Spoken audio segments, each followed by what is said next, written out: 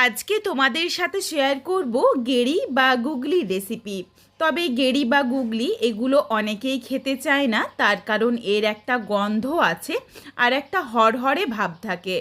আজকে আমি যেই পদ্ধতিতে রান্না করব কোনো রকম আষ্টে গন্ধ থাকবে না, কোনো রকম হরহরে ভাবও থাকবে না, সুন্দরভাবে পরিষ্কার হয়ে যাবে। প্রত্যেক কটা টিপস যদি তোমরা ফলো করো আর আমি ঠিক যেই পদ্ধতিতে রান্না করছি এই পদ্ধতিতে যদি রান্না করো, তাহলে এই গেরি বা গুগলি দিয়েই এক থালা ভাত নিমেষেই খেয়ে ফেলবে। তোমাদের কাছে আমার একটাই অনুরোধ রইল, যারা গেরি বা গুগলি একদমই খাও না তারাও বাড়িতে অবশ্যই একবার হলেও এইভাবে রান্না করে দেখো। তারপর আমায় কমেন্ট করে জানিও যে রেসিপিটা তোমাদের কেমন লাগলো। নমস্কার বন্ধুরা, শুভমিতা ব্লগে সবাইকে স্বাগত জানাই। তাহলে চলো আজকে রেসিপি দেখে নেওয়া যাক। তবে রেসিপিটা কেউ স্কিপ করো না, স্কিপ করলে আমি কি পদ্ধতিতে রেসিপিটা বানালাম বা কী মশলার অ্যাড করলাম সেটা তোমরা মিস করে যাবে, তখন হয়তো রেসিপিটা খেতে এতটা ভালো হবে না। এখানে আমি প্রথমেই একটা মাঝারি সাইজের আলু বেশ একটু ছোট ছোট টুকরো করে কেটে নিয়ে ধুয়ে পরিষ্কার করে জলটা ঝরিয়ে নিয়েছি। এদিকে দেখো বেশ কিছুটা বাজার থেকেই গেরি বা গুগলি ছাড়ানোই কিনে এনেছিল, আর তার সাথে অল্প পরিমাণে যেগুলো ঝিনুক হয় গেরি গুগলির মতনই এর সাথেই বিক্রি হয় সেগুলোও কয়েকটা ওনারাই ছাড়িয়ে দিয়ে দিয়েছিলেন। তো এখানে আমি পুরোটাই নিয়ে নিয়েছি। তোমরা চাইলে শুধু ঝিনুক দিয়েও করতে পারো বা শুধু গেরি দিয়েও করতে পারো, কোনো অসুবিধে নেই। আর এই গেরিটা বাজার থেকে কিনে আনার পর প্রথমেই খানিকটা লবণ দিয়ে খুব ভালোভাবে চটকে চটকে প্রায় 10-12 বারের মতো জল পাল্টে পাল্টে একদম পরিষ্কার করে ধুয়ে নিয়েছি। তারপর একটা পাত্রে বেশ খানিকটা জল গরম বসিয়ে দিয়েছি। জলের মধ্যে দিয়ে দিলাম পরিমাণ অনুযায়ী লবণ আর অল্প একটু হলুদের গুঁড়ো। আর এই জলটা গরম হয়ে গেলেই এই গেরি বা গুগলিটা পুরোটাই দিয়ে দিচ্ছি। এরপর এটা 1 ফুট ফুটে যাওয়া অবধি অপেক্ষা করব। দেখো এটা এই গরম জলের মধ্যে দিতেই সুন্দরভাবে একটা কাদা কাদা ভাব মতো হয়ে যাচ্ছে। এটা কিন্তু যে একটা হরহরে ভাব থাকে এটাও চলে যায়, আর এটার যে একটা গন্ধ থাকে সেই গন্ধটাও কিন্তু একদম চলে যায়, একদম পরিষ্কার হয়ে যায়। দেখো ঠিক এইভাবে যখন ফুট ধরেছে তারপর গ্যাসের ফ্লেমটা অফ করে দিচ্ছি আর এটা ধুয়ে পরিষ্কার করে নিচ্ছি। গরম জলটা ফেলে দিচ্ছি আর নর্মাল টেম্পারেচারে জল দিয়ে দিচ্ছি, তাহলেই একদম পরিষ্কার হয়ে যাবে। এরপর হাতে করে চেপে চেপে খুব ভালোভাবে জলটা ঝরিয়ে একটা পাত্রে তুলে নিচ্ছি। আশা করছি তোমরা দেখেই বুঝতে পারছো যে ঠিক কতটা সুন্দরভাবে এই গেঁড়ি বা গুগলি পরিষ্কার হয়ে গেছে। এরপর এই জল চিপে নেওয়া গেরি গুগলিটা যদি রান্না করো তাহলেই হবে স্বাদে গন্ধে ভরপুর, কোনো রকম গন্ধই থাকবে না, খেতেও বেশ ভালো লাগবে। অবশ্যই কিন্তু এইভাবে করে রেডি করে নিও, তারপর রান্নাটা করো। এরপর মিক্সিং জারে কিছু মশলার পেস্ট বানাবো। প্রথমেই নিয়ে নিলাম 1 চামচ পোস্ত, 1 চামচের থেকে একটু কম পরিমাণে রাই সর্ষে বা কালো সর্ষেটা, সামান্য একটু লবণ দিয়ে প্রথমে আগে এগুলোকে শুকনো অবস্থাতে গুঁড়ো করে নিয়েছি যাতে মশলার পেস্টটা একদম মিহি হয়, আর সামান্য একটু লবণ দিয়ে বাটার জন্য কোনোভাবেই সর্ষেটা তেতো হবে না। এরপর এর সাথে দিয়ে দিলাম 2টো শুকনো লঙ্কা, অর্ধেকটা টমেটো, খুবই ছোট্ট সাইজের একটা পেঁয়াজ আর 4 কোয়া রসুন, সামান্য একটু আদার পরিমাণ কিন্তু খুবই কম। এরপর এগুলোকে ভালোভাবে মিক্সিং জারের মধ্যে ব্লেন্ড করে নিচ্ছি। তবে এখানে জল দিচ্ছি না, জল ছাড়াই ঘুরিয়ে নিয়েছি।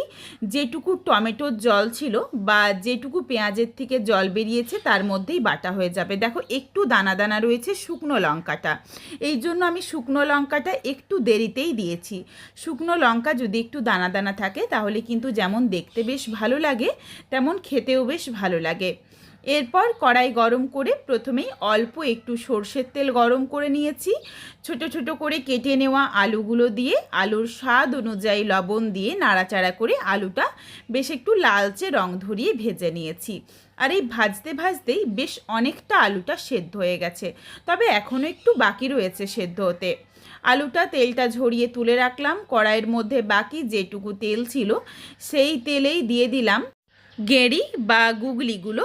এরপর এর সাথে সামান্য একটু লবণ দেব, লবণ দিয়ে নাড়াচাড়া করে ভেজে নেব। যেটুকু লবণ দিয়ে গেঁড়ি বা গুগলিটা 1 ফুট ফুটিয়ে নিয়েছিলাম সেটা তো জল দিয়ে ধুয়ে দিতেই লবণটা একদম চলে গেছে, লবণটা নেই। এই জন্য স্বাদ অনুযায়ী অল্প একটু লবণ দিয়ে নাড়াচাড়া করে ভেজে নিচ্ছি। একদম হালকা করে ভাজবো, খুব বেশি ভাজার দরকার নেই। খুব বেশি ভেজে দিলে তখন আবার এগুলো শক্ত হয়ে যায়, খেতে ভালো লাগে না। এই জন্য হালকা করে ভেজে নিয়েছি। তারপর এটা তুলে রাখছি। কড়াইয়ের মধ্যে আবারও অল্প পরিমাণে সর্ষের তেল গরম করে নিলাম। তেলের পরিমাণ তোমরা তোমাদের পছন্দ মতো চাইলে আরও কম বেশি করে নিতে পারো। তেল গরম হয়ে যাওয়ার পর ফোড়নে দিচ্ছি তেজপাতা, সামান্য একটু গোটা জিরে আর 2 কোয়া রসুন কুচি। নাড়াচাড়া করে ফোড়নটা ভেজে নিলেই ফোড়ন থেকে একটা সুন্দর যখন গন্ধ আসবে, তারপর দিয়ে দিলাম একটা মাঝারি সাইজের পেঁয়াজ কুচি। পেঁয়াজ কুচি দিয়ে নাড়াচাড়া করে পেঁয়াজটা বেশ একটু লালচে রং ধরিয়ে ভেজে নেব। বেশ দেখো যখন একটা লালচে রং ধরে গেছে, এরপর এর সাথে দিয়ে দিলাম অর্ধেকটা টমেটো কুচি। অর্ধেকটা টমেটো তো বেটে দিয়েছিলাম, আর অর্ধেকটা টমেটো এইভাবে পেঁয়াজের সাথে ভেজে দিচ্ছি। আর এরই সাথে দিয়ে দিচ্ছি বেটে রাখা মশলার পেস্ট। এরপর সমস্ত কিছু দিয়ে একসাথে নাড়াচাড়া করে মশলাটা কষিয়ে নেব। তবে এই মশলাটা খুব বেশি সময় লাগে না কষাতে, অল্প সময়ের মধ্যেই কষানো হয়ে যায়। আর পোস্ত বা সর্ষে রয়েছে, এগুলোকে খুব বেশি কষালে কিন্তু এর সুন্দর ফ্লেভারটা নষ্ট হয়ে যাবে।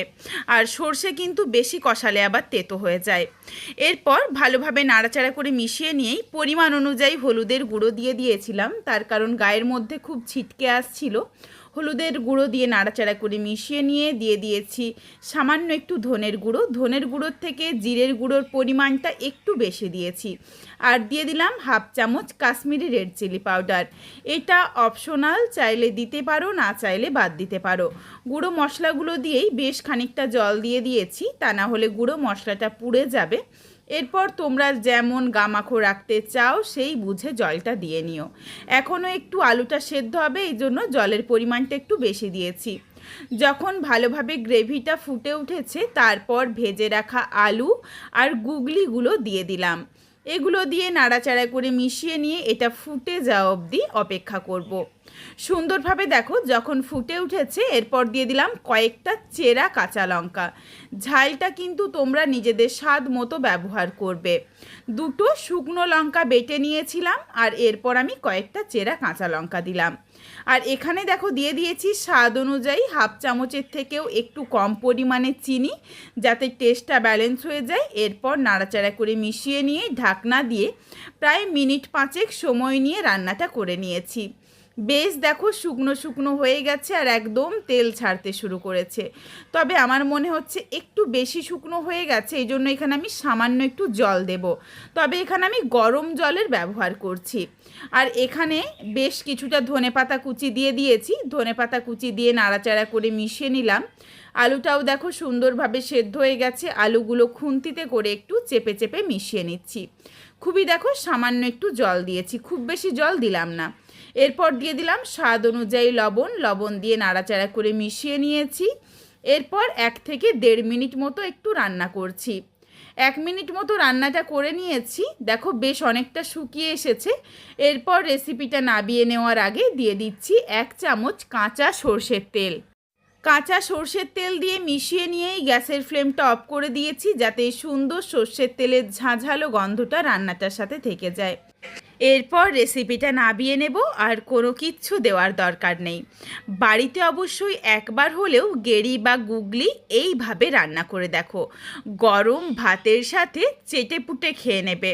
আর রেসিপিটা বাড়িতে বানিয়ে আমায় কমেন্ট করে জানাতে ভুলো না কিন্তু রেসিপিটা তোমাদের কেমন লাগলো। গেঁড়ি বা গুগলির এই রেসিপি তোমাদের যদি ভালো লাগে তাহলে লাইক করো, শেয়ার করে বন্ধুদের দেখার সুযোগ করে দিও। তোমরা যদি আরও এই ধরনের নিত্য নতুন ঘরোয়া রেসিপি দেখতে চাও, তাহলে অবশ্যই আমার চ্যানেলটিকে সাবস্ক্রাইব করে পাশে থাকা বেলটি অন করে অল নোটিফিকেশান অন করে দিও, যাতে আমার প্রত্যেকটা রেসিপির নোটিফিকেশান সববার প্রথমে তোমাদের কাছে পৌঁছে যায়। আবারও খুব শীঘ্রই হাজির হচ্ছি ঘরোয়া নতুন কোনো এক রেসিপি নিয়ে। পরবর্তী রেসিপি দেখার আমন্ত্রণ রইল। পুরো ভিডিওটা দেখার জন্য অসংখ্য ধন্যবাদ। তাহলে আজকে আসি, সবাই ভালো থেকো। সুস্থ থেকো। আবারও দেখা হচ্ছে কিন্তু ঘরোয়া নতুন কোনো এক রেসিপির সাথে।